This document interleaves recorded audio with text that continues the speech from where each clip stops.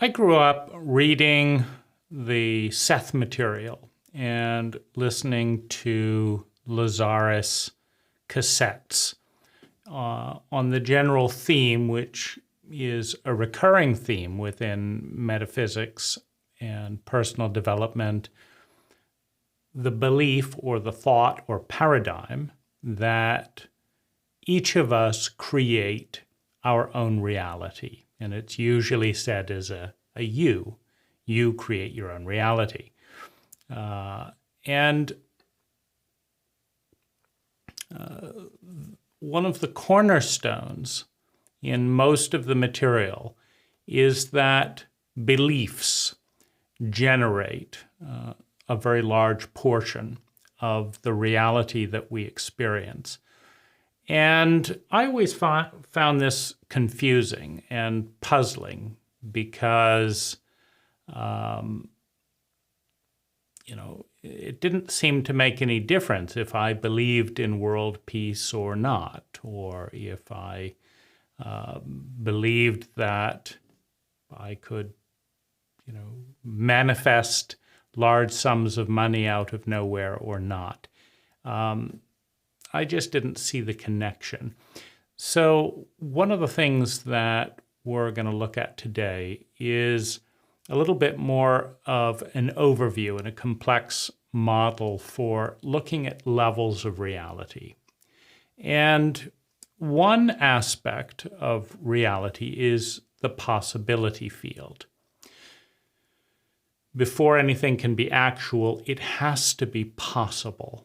Before anything can be actual, it has to be probable. So something must start as a possibility field and then become a probability field and then become something that is actual in the moment.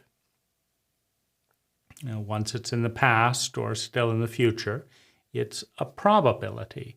The moment is actual as we experience it, and actuality, the present moment, is the densest form of reality. So I think it's good to look at the possibility fields of reality at three levels. So the first thing we have is everything that's possible. So being human, being not human, being physical, being not physical, being in the past, being in the present, being in this dimension, being in that dimension. The possibility field for all that is vastly bigger than the possibility field for us as a humanity. And that's obvious. I mean, we just look at the size and complexity of the universe, which is quite likely one of many universes within a multiverse, and reality is vastly bigger than we as human beings can or ever will experience. But you also have the breadth of dimensionality, meaning human beings experience things, primarily on, maybe one of, depending on how you look at it, maybe 5 dimensions if you're looking only at the senses. However, without imagination, without language, without thought, we're not even aware of those. And so thought and feeling, as well as the physical senses, are, the 7 doorways into the reality we are capable of experiencing. But it's not the completeness of reality. Meaning, just because we have a little hole in the mask that separates our consciousness from the unbounded, field of energy that is all around us and of which we are a part. And just because we have a little pinprick in that membrane and these orifices called ears, does not mean that we capture all the sound that is out there. There is sound that is much lower than the ear can hear, much higher. So even in the dimension of sound, the vast majority of all sound is undetectable. It's not real to the human ear. It's real, it's just not measurable by the human ear. And the same is true with light. We have these things called eyes, and they measure light spectrums. But the light spectrum is vastly brighter and vastly darker than the human eye is capable of comprehending. It goes off infinitely in both directions, and we see within a very narrow bandwidth. In other words, even within the limited dimensions that we have, we see a very small amount of all there is to see. We hear a very small amount of all there is to hear. We touch a very small amount of all there is to touch, smell, taste, etc. So, but what's more interesting is to imagine, what if we had a pose as well as a nose? What if we had an orifice on both sides that measured calcium in the air? In other words, the more observing and measuring devices that we bring into consciousness, the more of reality we are capable of perceiving. And we only have 5 of an infinite number of observing and measuring devices. And we're expanding that with artificial appendages. We use microscopes to look at things that are smaller than our eyes can see, and they magnify up, and then our eyes can see them. And so we're penetrating on the known axes of sight, sound, taste, smell, etc. But we're not penetrating out beyond those. In other words, what about the dimension of round? Not the dimension of sound, the dimension of round. See, it's meaningless to us because we don't know what it is, because we lack an observing and measuring device to perceive it. What if it's there? And what if that's there? And what if that's there? What if there are a million other dimensions, in the space all around us that we simply lack an observing and measuring device to perceive? And maybe at some point in our evolution, a million years down the road, we'll see a million more dimensions than we see today. But right now we have a very limited set of dimensions through which we are perceiving reality, and that can expand. So we've got the endless expansion of sight, sound, touch, taste, etc. within the dimensions that we know, deeper sounds, lower sounds. A sound wave can travel at an amplitude of a peak and a valley every mile. It can travel at an amplitude of 1,000,000 miles, a peak every 1,000,000 miles, a valley every 1,000,000 miles. We're not anywhere near at a point where we can notice, because we can't perceive that slow of a sound. It doesn't mean it's not there. We're just not aware of it. So within the much larger framework of reality, we have this much smaller circle of possibility, which is all that we could become aware of. Were we to develop the science, take the time, direct our attention in this way and that way, we could perceive it. And that's a much smaller subset of reality. But then we have the smallest subset of all, which is our beliefs. What do we believe? 1,000 years ago, if we were to talk to anyone about the internet, if we were to travel back in time and say, there are 1,000 years in the future, there's going to be these things called computers, and everyone's going to have one. Now, we know they wouldn't believe us 1,000 years ago because they didn't believe us in the 50s. When Bill Gates was talking about a computer in every home, almost no one believed him in the 1950s. IBM was saying, no, these computers are expensive because in the 1950s, computers might be the size of a house, would cost a few $1,000,000, and they were used in a very narrow scope of data processing, usually by large corporations and governments.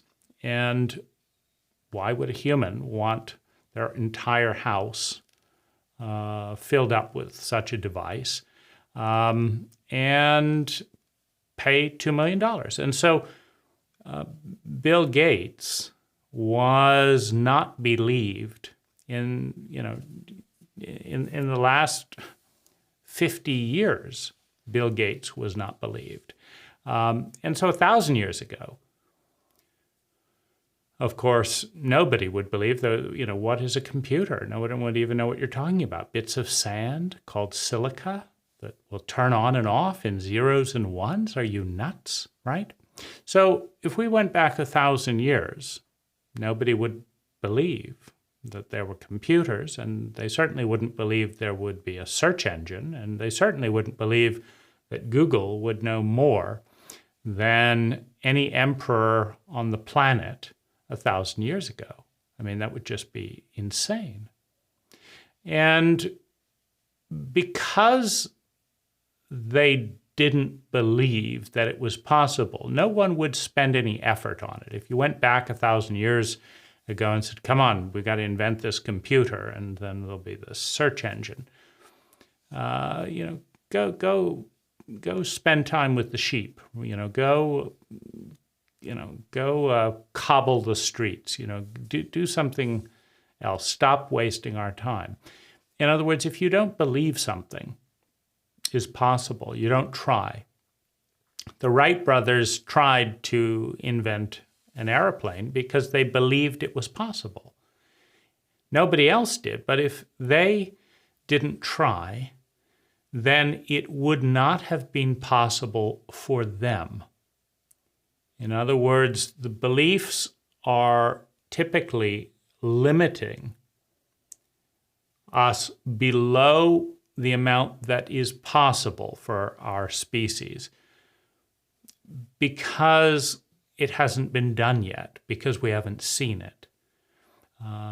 Gene splicing was an impossibility. Medicine was an impossibility. It was up to the will of the gods. There are so many things that it requires a person, usually a small group of people, to believe that something is possible, enough to spend the time and energy to realize that possibility into a probability. Because just because it's possible doesn't mean it'll manifest. The internet is not predestined.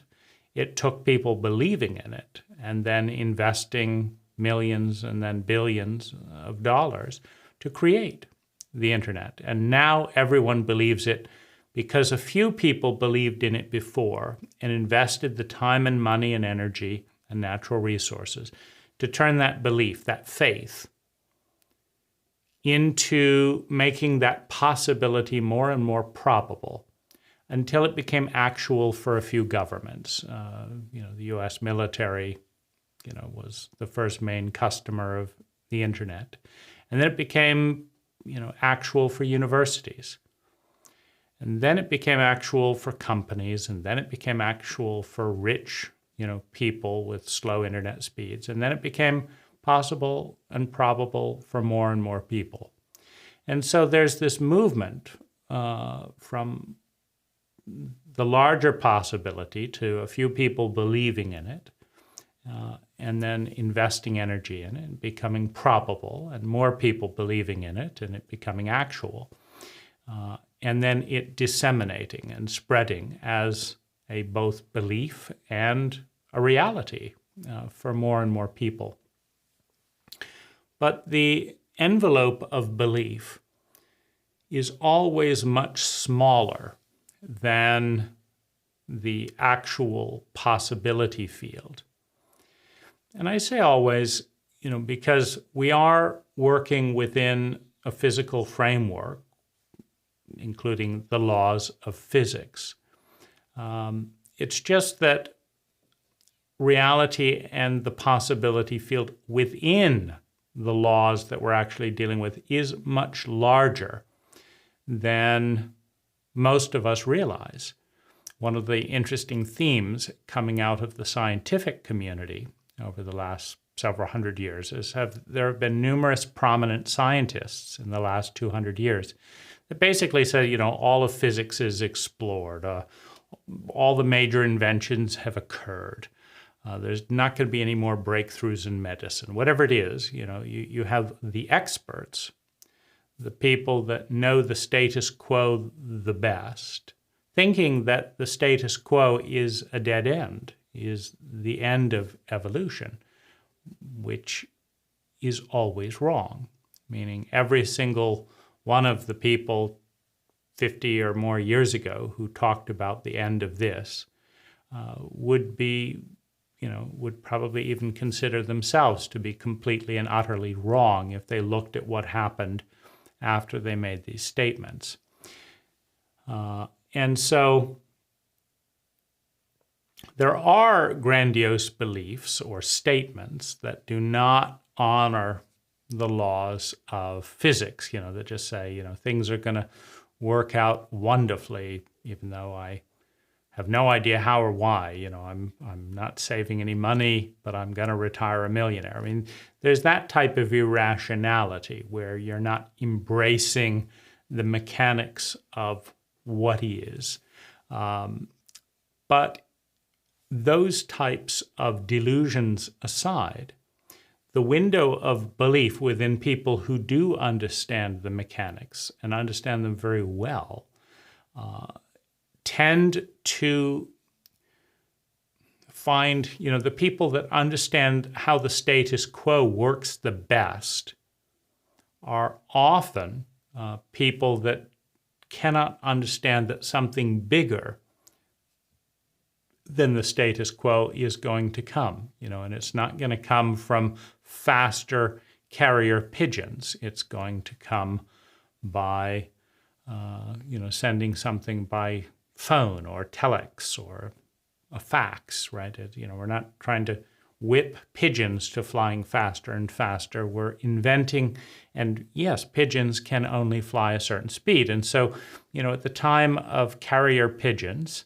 for means of communication, the idea that, information would flow, from one side of the world to the other in a few seconds would be ludicrous, because we've measured the fastest bird, on the planet, and the fastest, that we can imagine a bird flying. And so, sure, we can upgrade carrier pigeons to carrier hawks or carrier falcons and get a, threefold increase in the speed of mail.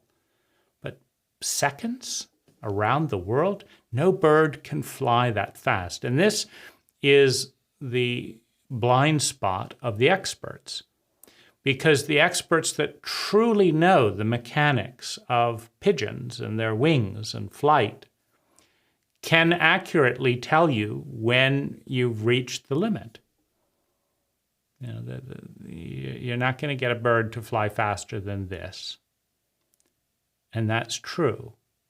But because they're so into the set, because they're so deeply engrossed in the dimension of carrier pigeons, what they don't see coming is a phone line.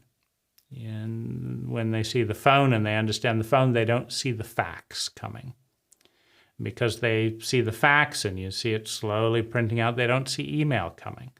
They understand the limits of laser and sending sounds over a phone line, but they don't understand fiber optics, right? There's always something new, something larger in the possibility field that the expert in a given field cannot possibly understand. And so you have this interesting set of people. You have the delusionary people who don't understand the set that they're dealing with. They're not grounded in the laws of physics and reality, and money can grow on trees, and just endless why not this? And it could just happen, that we all start flying, or, poverty vanishes for no particular reason. And so you have that kind of dreaming that's not grounded. And then you move into the experts that are grounded. And then the top experts in a field are usually very bound up in it. And so they have their own delusion, which is they don't want to see another version of technology that will supersede their own, because it makes them irrelevant, and nobody wants that. And also, when you look very closely at anything, it becomes bigger than it actually is. It seems like if you take a book, and just one of billions of books, but you take it closer, and now it's the only thing that you see. And to really be an expert at something, you've got to have it right in your face all the time. And that's when you stop seeing the fact that although what you're seeing is absolutely correct, there's a billion other books out there, some that haven't been written, some that will be written next year. And when you look and bring those close, as those experts will do, there will be a completely different reality. Hi, I'm Dane Rose. All knowledge begins with a paradigm, and out of that paradigm comes an idea, an awareness that we adopt, reject, or synthesize into something better. It doesn't become wisdom, it doesn't become useful until we take action, until we integrate it into not only our thoughts, but our feelings, our body, our words, and our way of being. For that to occur, we have to move from the passive media paradigm into more active engagement. In the link below, in the More Information section, is an invitation to join a very small, deliberately filtered, high-quality discussion with a group of people who share a common language and want to work with these ideas, with me and with one another, with the sole goal of creating 10 times more sustainable well-being for ourselves and those around us per unit of energy invested. Thank you for watching.